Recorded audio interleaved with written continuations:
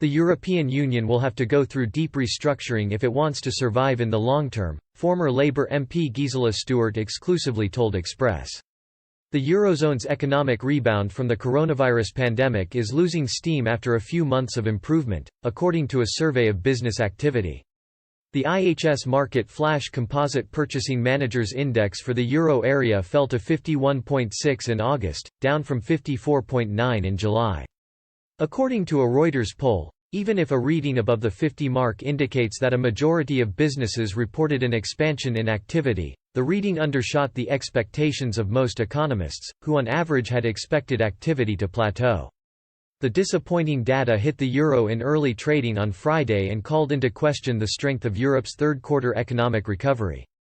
The recent resurgence of coronavirus infections in many European countries to levels not seen since May has triggered fresh quarantine requirements and localized lockdowns, raising doubts over the sustainability of the recovery.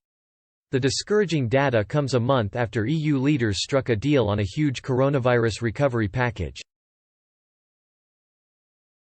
The €750 billion £677 billion coronavirus fund will be used as loans and grants to the countries hit hardest by the virus. The remaining money represents the EU budget for the next 7 years. As many wonder whether the measures will ultimately deepen the bloc's economic integration or cause its demise, in an exclusive interview with Express, former Labour MP and prominent Brexiteer Gisela Stuart claimed the package was a necessary step for the future of the bloc. Ms. Stuart, who has recently been awarded a peerage, said two things will have to happen if the EU wants to survive. She explained, the euro countries have to deeply integrate, the other ones don't. Now, with the recovery fund, the EU is slowly edging to creating debt. And I think it is, in the long term, a necessary step if the EU wants to become a true federal state. These are just the consequences of the single currency. And for the EU, it is an important step in the right direction.